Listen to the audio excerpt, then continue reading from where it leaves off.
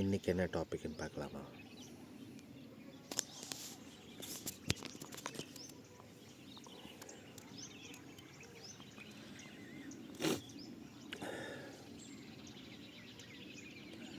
அன்பு, அன்பின் வழியது உயிர்நிலை.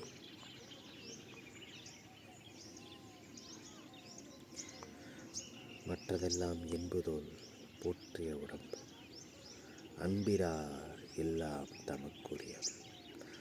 அன்புடையார் என்பும் உரியர் பிறர்க்கு. கண்டிப்பாக ஸ்கூலெல்லாம் படிச்சிருப்பீங்க இல்லையா? எவ்வளோ வாழ்கிறோம், இதை பற்றி படிக்கிறதுனால மட்டும் பிரயோஜனம் இல்லைங்க. படிக்கிற விஷயங்களை வாழ்க்கையில் எவ்வளோ நடைமுறைப்படுத்துகிறோம். அன்புன்னு என்ன தெரியுமா? அன்பு இறைவன். ஏன் இறைவன் சொல்கிறேன் அப்படின்னா, அன்பு இறைவனும் வேறு வேறு இல்லை.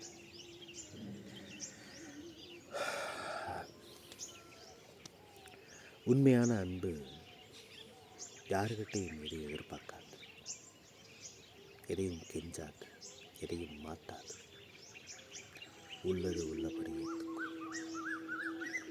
தன்னிக்கிட்ட இருக்கிற குறையை திருத்திக்கும், பிறர் குற்றத்தை பொறுக்கும். அது பொறுமையின் வடிவமாக இருக்கும், நித்தியமாக இருக்கும். பைபிளில் ஒரு வாசகம் வரும், அன்பு சகலத்தையும் தாங்கும், விசுவாசிக்கும், ஆராதிக்கும். இந்த பூமி தாய் மாதிரி நம்ம எவ்வளோ குடும்பம் செஞ்சாலும் பொறுமையாக தானே இருக்கா? ஆற்று மணல் அள்ளுறோம், குப்பையை கொட்டுறோம், பிளாஸ்டிக்கை கொட்டுறோம், எரிக்கிறோம், காடுகளை அழிக்கிறோம், மரத்தை வெட்டுறோம், மலைகளை சுரண்டுறோம். பொறுத்துட்டு பொறுமையாக தானே இருக்கா தாய்? அதுதான் அன்பு.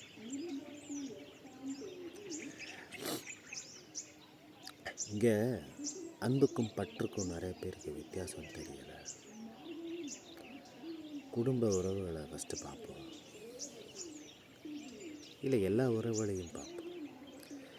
இதனால் எனக்கு இது கிடைக்கும் அப்படின்னு ஒருத்தர் கூட பழகுனீங்கன்னா அதுக்கு பேர் அன்பா? நீ இதை கொடுத்தா தான் நான் உனக்கு இதை கொடுப்பேன் அப்படின்றதுக்கு பேர் அன்பா? இல்லை வியாபாரம்? இல்லை ஒரு 10 கண்டிஷன் போட்டு, இந்த கண்டிஷனுக்குள்ளெல்லாம் நீ ஒத்து வந்தேன்னா நீ என் புருஷன், இந்த கண்டிஷனில் நீ ஒத்து வந்தேன்னா நீ என் பொண்டாட்டி, இதில் ஒத்து வந்தா நீ அப்பா, இதில் ஒத்து வந்தா அம்மா, இப்படியெல்லாம் இருந்தால் தான் என் நண்பன், இல்லாட்டி நண்பன் அல்ல. இப்படி நீங்கள் கண்டிஷன் போடுறீங்க இல்லையா? என்னையும் சேர்த்தா சொல்கிறேன், நான் போட்டிருக்கேன். இப்போ ஏதோ கொஞ்சம் பரவாயில்ல, திருந்த முயற்சி பண்ணிகிட்டு இருக்கேன். கண்டிஷன் போட்டெல்லாம் அன்பு செலுத்த முடியாதுங்க. அன்பு நிபந்தனையற்றது. அது எதையும் சார்ந்து வருவதல்ல, பூர்ண சுதந்திரத்தில் வருவது. ஆன்ம சுதந்திரம்.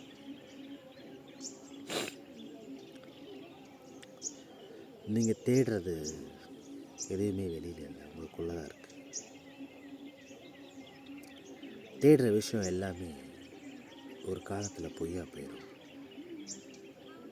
கட்டண மனைவி, புருஷன், பிள்ளைங்க, சொந்த பந்தம், காசு இருந்தால் மதிப்பான், காசு இல்லைன்னா ஒருத்தன் கூட மதிக்க மாட்டான். அதுக்காக யாரையும் மறிக்காமல் வாழுங்கன்னு நான் சொல்லலை. எதுவும் நிலையில்லாது இறைவனை தவிர. இறைவனும் உச்ச நிலையில் ஒரு பாட்டு ஏங்கிட்டு இருக்காரு. அதை பார்க்குறதுக்கு இன்னும் அறிவு நமக்கு பத்தலை. இன்னும் எத்தனை பிரிவு எடுத்தாலும் பத்தாது. அதுக்கும் அவரோட அருள் வேணும். அதனால் அன்பு நான் தயவு செஞ்சு என்னென்னு புரிஞ்சுக்கங்க. குழந்தைங்க வளர்கிறாங்க, அவங்கள இதை பண்ணி அதை பண்ணு சின்ன வயசுலேருந்து டார்ச்சர் பண்ணுறீங்க. மொபைலை கொடுத்து சோறு ஊட்டுறீங்க. அந்த குழந்தையோட பிரெயின் செல்ஸ்லாம் போயிடுது, நியூரல் கனெக்ஷன்ஸ். ஸ்கூலில் போய் விட்டால் obey the order, otherwise will be punished, உன்னை நான் பனிஷ் பண்ணுவேன்றான். வீட்டில் எப்போ பார்த்தாலும் புருஷன் பொண்டாட்டி சண்டை போடுறீங்க. இந்த சூழ்நிலையில் எப்படி குழந்தை வளரும்? இதுக்கு பேர் தான் அன்பா? அன்பு விட்டு கொடுத்து போகுங்க, தாய்த்தன்மையுடையது. இன்றைக்கி தாய்மார்களும் இல்லை. ஏன்னா தன்னுடைய உடல் இன்பத்துக்காக தான் புள்ளைய கொள்கிற தாய்மார்களும் இந்த உலகத்தில் இருக்கிறாங்க. தன் உயிரை விற்று தான் பிள்ளைய வளர்க்குற தாயும் இருக்கிறாங்க. என்னமோ தெரிலங்க. இப்போ ஆம்பளைங்க ரொம்ப தண்ணி அடிக்கிறது, பல உறவுகள் இருக்கிறது, திருமணம் தாண்டிய பந்தத்தில் இருப்பாங்க. இன்றைக்கி பெண்களும் அப்படி ஆயிட்டாங்க. பெண்கள் எல்லாம் ஆம்பளை ஆயிட்டாங்க. அதுக்கு காரணம் பெண்மையை மதிக்காத ஆண், பெண்ணை அடக்கிய ஆண், பெண்மையை உதறிய ஆண், பெண்மைக்கு அரவணைப்பு கொடுக்காத ஆண். இதன் விளைவாக அந்த பொண்ணு பொறுமையாகவே இருந்தா. எனக்கு எங்கே பொறுமை இருக்குது பொண்ணுங்களுக்கு? எல்லாம் 100 ஆம்பளை ஆயிட்டாங்க. அதுக்கு காரணம் ஆணுங்கள் தான். அறியாமையாக இருக்கிற பெண்களும் தான். இந்த பூமி தாய் ரொம்ப பொறுமை, வளங்கள் தன்மை இருக்கும், எதையும் எதிர்பார்க்காது. அதே மாதிரி தான் இந்த பிரபஞ்சமும். இந்த நதி நீர் எல்லாமே, யமுனை ஆறு, கங்கை, இந்த மாதிரி பெண்களோட பேர் தான் இருக்கும். பூமி தாய்ன்னு தான் சொல்கிறோம், பூமி தந்தைன்னு யாரும் சொல்லலை. அந்த பெண்களே இன்றைக்கி பெண்மையை மதிக்கிறது இல்லை. எனக்கு தெரிஞ்ச ஒரு நண்பர் வந்தாங்க எனக்கு ஒரு 3 வருஷத்துக்கு முன்னாடி. அவங்க ஒரு ஹைசோல்னால் என்ன, சோல்னாவே பெருசு தான், பட் இருந்தாலும் ஒரு உன்னதமான ஆன்மான்னு வைங்களேன். அவங்க என்கிட்ட சொன்னாங்க, இந்த உலகத்தில் பெண்மை சக்தியே இல்லை, நான் அதை சரி பண்ணுறதுக்கு தான் வந்திருக்கேன் அப்படி சொன்னாங்க. அவங்க உள்ளே போய் பார்த்தா எல்லா ஆண்களையும் அழிச்சிட்டு இருந்தாங்க. ஒரு விஷயத்தை அழிச்சா எப்படி நீங்கள் பெண்மையாக முடியும்?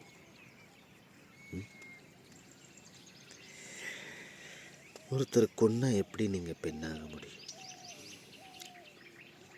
தாய் என்பவள் பொறுமையாக இருக்கணும் இல்லையா?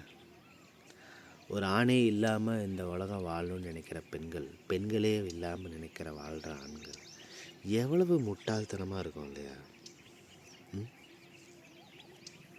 இன்றைக்கி வெளிநாட்டுக்காரெல்லாம் ஃபேமிலியோடு வாழ ஆரம்பிச்சிட்டான். நம்ம பசங்க கல்யாணம் பண்ணுறாமே வாழ்கிறானுங்க. கல்யாணத்துக்கு முன்னாடியே பல கல்யாணம் பண்ணிடுறாங்க. ஆண்களும் சரி, பெண்களும் சரி. பெண்கள் இப்படி இருக்கிறத பார்க்க முடியல. ஏன்னா எங்கள் அம்மாவை நான் பார்த்துருக்கேன், எங்கள் பாட்டியை பார்த்துருக்கேன். எங்கள் பாட்டி கிட்டத்தட்ட 30-35 பேர் இந்த குடும்பத்தில் இருப்பாங்க. அத்தனை பேரையும் சமாளித்து வயல் வேலைக்கு போவாங்க. அவ்வளோ பொறுமை இருந்துச்சு. எங்கள் அம்மாட்ட வரப்போ அது கொஞ்சம் குறைஞ்சிது. இப்போ இருக்கிற பொண்ணுங்கள்ட்ட நான் பொறுமைன்னா என்னென்னே அவங்களுக்கு தெரியல. உடல் தான் பெண்ணாக இருக்குது, மனசெல்லாம் 100 ஆம்பளை ஆயிடுச்சு. ஒரு வீட்டில் ஒரு ஆம்பளை ஒரு பொம்பளை இருக்கலாம், ரெண்டுமே ஒரு ஆம்பளை 100 ஆம்பளை இருந்தால்.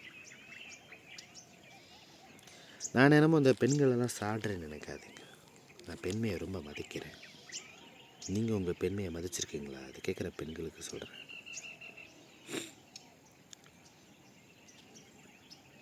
உங்கள் பெண்மை, இந்த ஃபெமினிசம் பேசுவாங்க நிறைய பேர், எந்த இசமும் இங்கே தேவையில்லைங்க. இங்கே தேவை அன்பு தான். ஆணும் இல்லை பெண்ணும் இல்லை. அன்புக்கு வடிவம் இல்லை, உருவம் இல்லை. ஒரு அன்பான ஜீவன் இருக்கிற இடத்துல அன்பு மட்டும்தான் இருக்கும். அது பாட்டுக்கு அது மூலமாக போயிட்டு இருக்கும். இல்லை என்னங்க ஆம்பளை பொம்பளை?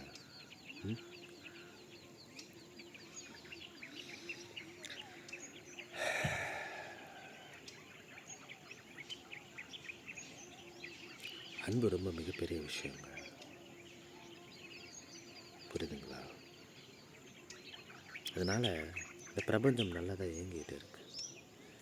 பெண்கள் ஆம்பளை ஆனதுனால ஆண்கள்லாம் பெண்கள் ஆகிட்டாங்க. அப்போ அந்த ஃபெமினின் எனர்ஜி ஆண்கள் மூலமாக போயிட்டு இருக்கு.